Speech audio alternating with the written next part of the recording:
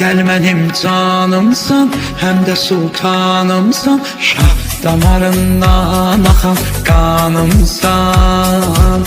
Nə olar bari biraz mənlə mehriban olsun, xəstə könlümə özü dərman olsun.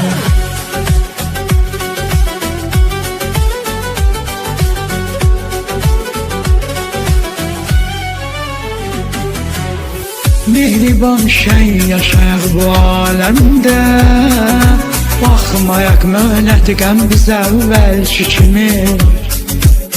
Bülbüləm zarınam rəhmin gəlsin, qoymayaq biz xar biz əvvəlki kimi.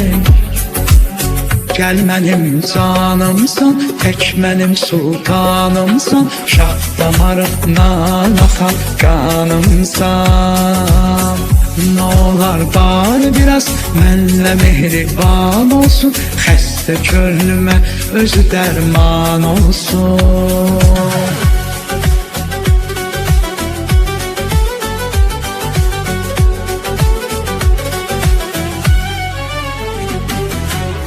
Xalqımın musiqisi can verir zövq-i zəfa, dinlərik şurlə o tar biz əvvəlki kimi. Devlətə vara çalışma, uyma sən qönsə vəfa, eşqinə gəl qazanak var biz əvvəlki kimi.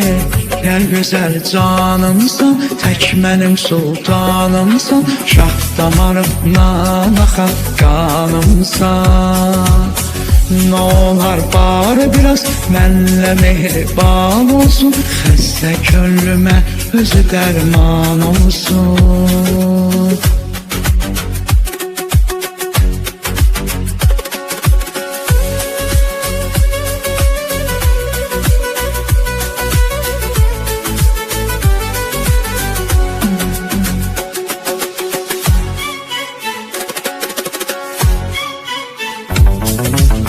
Gəl mənim canımsan, tək mənim sultanımsan, şah damarımdan axan qanımsan. Nə olar bari biraz mənlə mehriban olsun, xəstə könlümə özü dərman olsun.